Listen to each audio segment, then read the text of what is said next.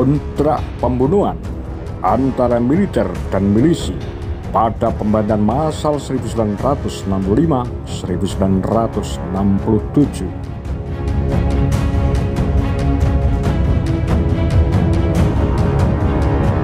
Sebagai sebuah rahasia umum, pembantaian 1965 hingga 1966 merupakan kejadian yang sulit dimengerti. Banyak informasi tetap tersembunyi, sehingga pertanyaan-pertanyaan dasar tidak berhasil dijawab dengan akurat dan kuat. Ambil contoh pertanyaan, siapakah pelakunya?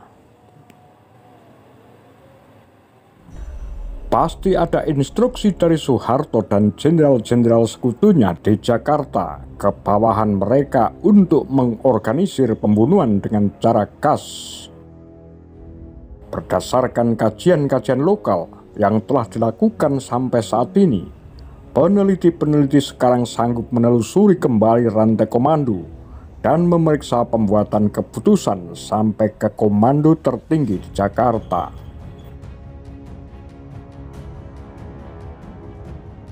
Sebagai contoh, film The Act of Killing dengan jelas memperlihatkan bahwa dalam kasus Medan, kelompok milisi sipillah pelakunya. Tetapi kata-kata pembukaan film tersebut menyebutkan bahwa tentaralah yang bertanggung jawab atas pembantaian anti-komunis tersebut. Namun film itu yang lebih berfokus kepada ingatan kelompok milisi sipil daripada kejadian itu sendiri, tidak menjelaskan apa tepatnya hubungan mereka dengan tentara. Setelah menonton film itu, beberapa pemirsa mendapat kesan yang keliru bahwa tentara tidak bertanggung jawab. Sebaliknya, Oppenheimer berpikir bahwa rujukan-rujukan ke tentara dalam film tersebut sudah cukup untuk menyampaikan pesan bahwa tentara telah mengontrakkan kerja pembunuhan kepada kelompok milisi. Seperti ditulis Jas Melvin, terbit 2013. Literatur ilmiah tentang masalah ini penuh dengan ketidakpastian tentang identitas para pelaku pembunuhan. Banyak pakar sejarah mengalami kesulitan untuk memahami peran tentara dan organisasi sipil dalam kekerasan anti-komunis.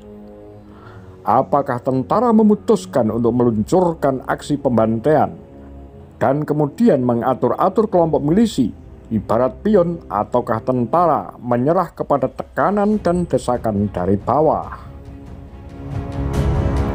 Sebagaimana dikemukakan oleh Robert Grape, halaman 235, terbit 2001, kesulitan yang paling sukar ditangani dalam memahami pembantaian itu adalah menentukan seberapa pentingnya inisiatif tentara dan seberapa pentingnya peran ketegangan lokal.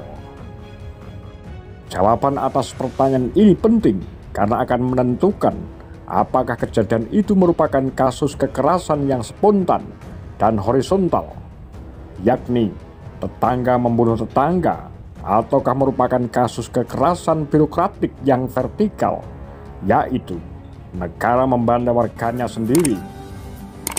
Dengan kata lain, apakah pembunuhan itu merupakan kekerasan kaustik ketika rakyat mengamuk, ataukah sebuah kasus genosida politik yang terorganisir dengan baik, ataukah campuran keduanya? Para pakar sejarah cenderung menyimpulkan bahwa kekerasan tersebut dilaksanakan oleh gabungan personalia tentara dengan milisi sipil dengan peran yang berbeda-beda dari daerah ke daerah. Di beberapa daerah Nusantara, tentara yang memimpin; di daerah lain, milisi yang memimpin. Argumen seperti ini yang biasa disebut tesis dualistik tidak mengakui adanya sebuah pola nasional yang melingkupi pembunuhan itu dan menolak pemikiran bahwa pembunuhan yang terjadi adalah tanggung jawab seorang saja atau sekelompok orang atau sebuah lembaga. Sejak tumbangnya pemerintah diktator Soeharto pada 1998, setelah 32 tahun berkuasa, pembunuhan massal mulai lebih banyak dibahas secara luas, juga lebih banyak rahasia yang terungkap. Banyak korban dari Aceh di Indonesia bagian barat sampai Flores, Indonesia bagian timur, dihilangkan dengan pola yang sungguh serupa. Penelitian-penelitian yang baru ini juga menyeratkan bahwa pandangan konvensional tesis dualistik perlu dipikirkan kembali. Mulai terungkap bahwa satu faksi komando tertinggi ABRI di Jakarta, Soeharto bersama jenderal-jenderal dan perwira lainnya, tampaknya jauh lebih banyak berperan dalam mengatur pembunuhan daripada yang diduga semula. Bahwa pembunuhan di Aceh dan Bali dicatat dalam buku-buku sejarah sebagai pekerjaan massa yang mengamuk dan haus darah, menggambarkan keberhasilan militer dalam menyembunyikan dan mengaburkan peran mereka yang sebenarnya.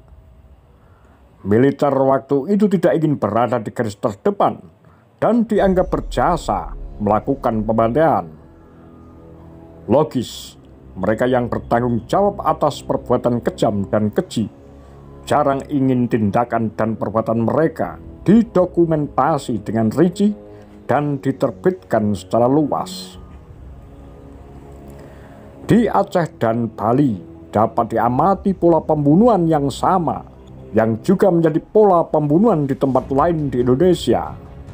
Peneliti-peneliti mengkaji pembantaian di Sumatera Utara, Jawa Tengah, dan Flores, menemukan bahwa tentara memimpin operasi-operasi untuk menghilangkan sejumlah besar warga yang dituduh komunis. Pastinya ada instruksi dari Soeharto dan jenderal-jenderal sekutunya di Jakarta ke bawahan mereka untuk mengorganisir pembunuhan dengan cara khas seperti itu. Berdasarkan kajian-kajian lokal yang telah dilakukan sampai saat ini, para peneliti sekarang sanggup menelusuri kembali rantai komando dan memeriksa pembuatan keputusan sampai ke komando tertinggi di Jakarta. Apa pendapat Anda? Demikian kura-kura, Tagar Lambe Sundel.